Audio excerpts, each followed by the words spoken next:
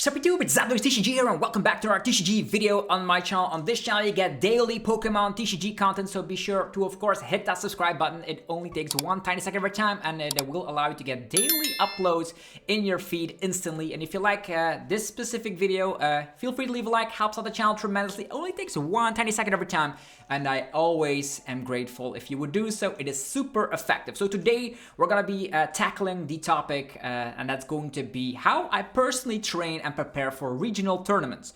Regional tournaments as well as international tournaments and the World Championship. So this is actually going to be, the secrets I'm going to be unveiling today. I'm going to be giving you links in the description that can help you out to, of course, become better than nobody has ever been before and up your game, right? So there's a lot of thought process going around. Which deck do I need to pick for a specific event? How do you specifically train? Do you grind the ladder endlessly and then hope to get better? You're going to be having answers to all of those questions in this video. So without further ado, let's get it going. And the first website we're going to be talking about here is play.limitlesstcg.com. This is where online tournaments actually happen. You can be scrolling through the tournaments and you can actually go and see what is going on. You can even compete in these tournaments, but that's typically what I am not doing. So personally, like you just open one of these and check out the deck list here. These deck lists can really help out to see how specific decks are doing well. This is the first place Lugia list, so you can instantly check that out on the website to see what which kind of cards are actually in the 60. This is actually very good if you want to be seeing what's popular online. Online does not always convert into it also being very good in real life, as of course in the online scene you have exact knowledge because you can check out the opponent's deck list. And in the tournament circuit in real life it is closed deck list, so you can always come with a surprise, and online you cannot come with that surprise element. But the cool thing here is that I on this website play.limitlesstcg.com I always go to decks and I go to the win ratio. So in this scenario you do see we're in the prismatic evolution format, so there's still a couple of regionals going around. I actually rank or actually sort this by win ratio. So you do see Lugia V-Star on average has actually a very high win ratio, 55%. Gouging Fire, also a sleeping pick. Snorlax Block, also pretty good. And then Archaludon. So these are actually very good picks for your upcoming regional tournament, as in the Prismatic Evolution format, they have an average win rate that is above 50. There are still some other decks out there. Think about like Miraidon, there's a Terapagos as well, and Goldango. But typically I just focus on the one with the highest win ratio to then master that, because these typically will get you the most dubs. And winning is actually really awesome in the Pokemon TCG. So the next process that I'm actually doing here is, like, for example, I select one of these decks. For me personally, I don't really love playing Stall, so that's the one I would scratch, and then it would be Gouging Fire and Lugia V-Star. Lugia V-Star, in this example, let's go, let's say I go for Lugia V-Star, the one with the highest average win ratio. Then I just focus on the next website, and that's actually trainerhill.com. On trainerhill.com you can see which decks are getting more and more popular and which decks are getting less and less popular. You can see that this is based on the data from the online tournaments as well as the in real life tournament regionals. So they're grouped all together here, and you're going to be seeing a lot of data. And with that data, you can conclude if your deck that you're picking is a great pick. As a little example, there was a tournament where Miraidon did really well, and then like the deck that I'm choosing here, for example, Lugia V-Star would be a very bad pick. So always take a look at the win ratio first in a specific format, and then take a look at if that deck is getting more or less popular, or if the bad and the worst matchups for this deck become more popular or less popular. For this example, we do see that Goldango is in an upwards position here as a very popular archetype, so we need to make sure we have a good Goldango matchup and a good Dragapult matchup, it seems, going into the next regional. So that's always something I take a look at. These are like ranked by popularity and the conversion rate into the top 8. So you do see Dragapult is the most popular deck. Goldango is also out there, so you do need to have answers for those. Don't take a deck out there that has very terrible matchups against the number 2 decks displayed in this top 8. So that's what I always do, always check these out. And now we can also check out the matchup spread here and the win ratios for a specific deck. So In our case, you do see all of these matchups. For example, you see Cerulege as an example has this matchup spread, very bad against Gardevoir, very bad against Law's Box. So if those were the most popular decks in the room, Cerulege would be a bad pick, if you know what I mean. So this is gonna help you out to prepare yourself to be the best Pokemon TCG player you can be by, of course, analyzing data. I do it all the time. I have like 2 monitors set up with like Trainer Hill. We also have Limitless data on the other side. So you always take a look at the data. In this example, we're going to be taking a look at Lugia V-Star as the deck that I chose here. Lugia V-Star, it seems that we're going to have an even matchup against almost anything in the format. The bad matchup is Miraidon. And that's about it. So that's the only bad matchup currently in this list. If you might see a couple of decks that you do believe are going to be popular, you can add them in as well. So for example, for Alligator, Regidrago, Pidgeot Control, these are all decks that are actually not that crazy popular, but you can add them into your matchup percentage slot as well. But we're going to be focusing on the most popular decks in the room. So for me, Lugia V-Star would be an ideal pick if Miraidon is not that popular. So let's, another thing I do is always check out the results from the previous regional. So in that case, I'm going to limitlesstcg.com, not the play.limitlesstcg.com website, but limitlesstcg.com. And we do see here in Vancouver here, we see that the top 8 consists of these decks: Dragapult, Goldango, Roaring Moon, one Miraidon, Goldango, yeah, there's another one of them, Dragapult, Archelodon, and Pidgeot Control.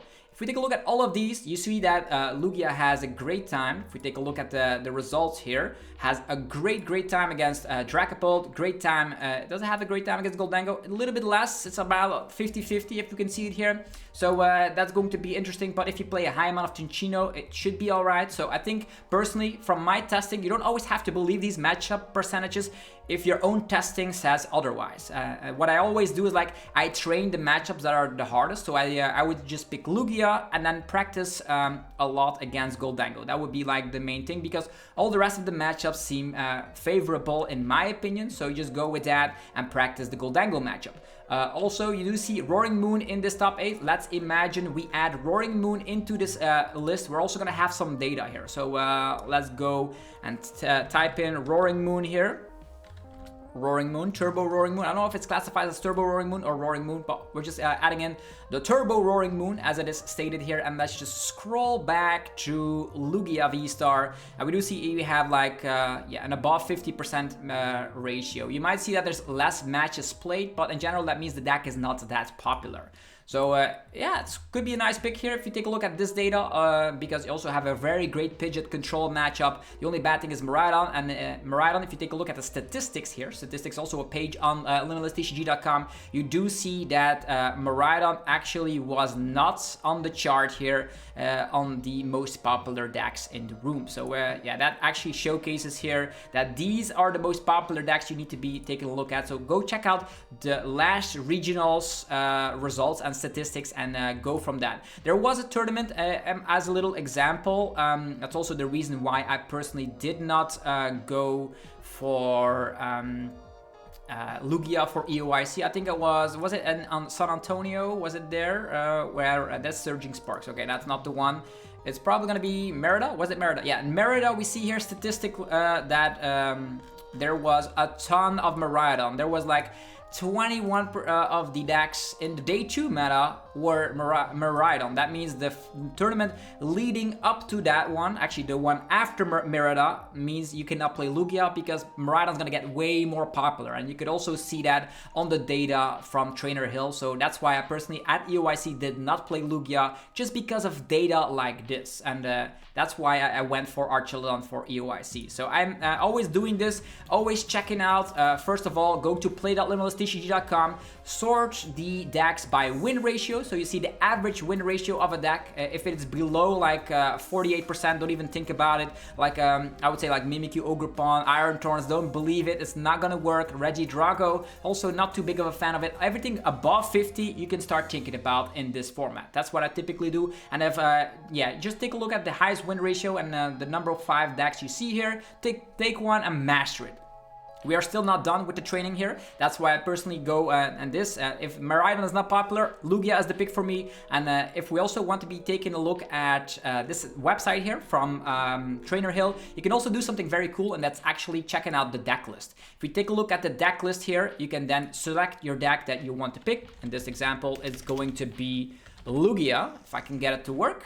It is still loading. But yeah, if you then select Lugia, you're going to be able to take a look at your deck list, add in like jamming towers, and see what that does to the matchup, which is something I really love doing with this website. If it is able to load here, we're gonna be able to see that. So deck lists. Okay, we're gonna be taking Lugia. In this deck list generator shenanigans, we still see the matchup spread as it was, but you can also add in some different cards. So you can say like, what happens if we play Jamming Tower in the Lugia 60? Now we're having some analysis, and we're going to be seeing if Jamming Tower can patch up some of the bad matchups. Because I know at the World Championships, I was able to beat 2 Miraidon with my Lugia list just because of Jamming Tower. So that does help out to block stuff like the Force Seal Stone, etc., which is very great. So we're going to be taking a look at the win ratio, what happens there. If you play 0 Jamming Tower, this is the matchup spread. If you play 1, you do see that your Miraidon matchup becomes a little bit better. If you play a couple of Jamming Tower, you also will see that it helps your Snorlax block matchup inherently because of the handheld final shenanigans. So you can pick specific cards out there. For example, Chinchino. How many Chinchino do I need to play in my Lugia list? We're going to figure it out because of the data analysis. And that's why I personally believe if you take a look at data, you can then start practicing your perfect 60 because you know it's going to help out. A lot of people have been playing a lot of tournaments online, so you don't need to they do all the work for you so you can get the data. So what happens if you play 0 Chinchino? Then yeah, it's going to be a very bad Snorlax block matchup because they're going to be coming with a Cornerstone Ogerpon. And it's going to be pretty difficult to deal with. If you are playing 1 Chinchino, it's still going to be alright, but specific matches out there like Goldango is still not too crazy. What else can we see here is, yeah, the Lost Box matchup is also kind of difficult sometimes. It all depends on what the people are playing. The percentages also sometimes are weird. Even if you like play 2 Chinchino, it could be like your Charizard matchups. It shows here that it's worse, but it could also mean that some people are playing Torton in their Lugia list. So I'm actually checking out these yeah, results time and time again to see which card I really need to play in the 60. As a little example, Wellspring Ogerpon, is it actually necessary? You can add it into the trainerhill.com data, and they're checking out if it's going to help out. If you're playing Wellspring, if you're playing 0 copies or 1 copy, what happens to your matchup spread? It does seem like having 1 copy of the Wellspring can also help improve your Miraidon matchup. If they don't compact with a switch, you can trap it with a Sup. That's also a win condition. So very interesting data here, trainerhill.com. Definitely check the website out if you haven't already. There's also more stuff like price checker and all that stuff you can do. Another cool thing is if you're at the play.limitlesstcg.com website, you can take a deck here, for example, a Lugia that we recently talked about here. If we go to the completed tournaments, that first place winning Lugia that we saw here, we open it up and there's always an option to copy paste that deck list. Or actually not that, yeah, just open it in Deck Builder. That's also something cool because with the Deck Builder, you can also click on the playtest option, and then you can actually start playtesting with this exact deck. You can just go for a new game. This is your opening hand, and then yeah, simulate some of your opening hands. You can also just use, like, let's say you use Luminion, you get yourself a research, and you can go just play the game as you normally would, but you're playing against yourself. You can also have dual monitors where you can play against yourself. So you don't need to get out your physical cards, and you can play test a specific matchup. For example, Lugia V-Star versus Goldango. That's how I typically get a lot of games in and see if a specific tech card really works out or not. And the other thing you can do, once you've mastered your perfect 60, you say like, I've patched my bad matchup, I practiced it, I know what to do. You can then start grinding the TCG ladder. So that's what I usually do. So number 1, go check out play.limitlesstcg.com and see if there is a deck out there with a high win ratio in a specific format that is suitable for you. Something like in this example it was Lugia V-Star, but in the top 5 or 6 decks, there should be a deck out there. Also like decks like these, Arceus, Armarouge, they could be like, oh, 52%, but it's also only based on 172 games. So the higher the count is, the better the win ratio result actually is. You can also sort by the popularity and then pick the most popular one. Actually, the highest win ratio from the most popular 15 decks is also something you could do. As soon as you have that and you have taken a look at Lugia, go check out some list over at play.limitlesstcg.com. Go check out also limitlesstcg.com to see if the last tournament that happened actually is suitable for something like the Lugia or the deck you're actually playing. If there's not like a bad matchup overly popular, like for example 5 Marauders in top 8, then Lugia is not great. But as an example, if that is good, then you can start seeing the matchup spread on Trainer Hill, and then you can see if your deck has a specific bad matchup. If a bad matchup has been analyzed, you can practice that matchup until you patch it, until you have a win ratio, and when that happens, grind on TCG Live. So that's typically how I do it. You can also have some tabletop game testing if you want to. So this is how I practice for tournaments, and as soon as my 60 is done, I also play a lot on Rank Ladder, grind that for hours and hours, and note in an Excel file where my worst matchups are. So we have a little, if I win against a Miraidon, for example, I put dub. If I lose, I put L, and then I let Excel calculate my win ratio there, and then it's gonna be my definitive win ratio in an Excel, so you know where you can improve and where things can go better. I also train in real life and also count those numbers up in my Excel sheet. I'm going to be actually getting an Excel sheet in the description below, a template which you can actually use. So definitely check that out if you want to have your win ratio improve. So that's how I've trained for regionals. Hopefully this video was a little bit helpful. If you thought it was helpful, let me know by rocking the hell out of the like button. As mentioned, the links are down below for all of these websites and of course the template as well. Have yourself a fantastic rest of your day. Thanks for tuning in today. Go check out the sponsors. They make the videos possible. DragonShield.com for your sleeves, miners, and deck boxes. Use the coupon ZABLOS5 to get 5% off your order. TC Evolutions for your, damage counters and ability tokens, 10% off using the coupon ZABLOSTCG. PhotonStore.com for your TCG Live code card needs. You can get 5% off. Bling out your accounts right now and, of course, get 5% off. There's cardmarket.com, lastly, for European players where you're able to buy as well as sell cards to people all across Europe. Use that referral name, ZapLoseTCG, to help support the channel. Have yourself a good one, and hopefully your next tournament run will become really, really useful. Really way better than it was before. Let me know in the comments how you feel about this as well, and I'll see you guys next time. Thanks for watching. Peace.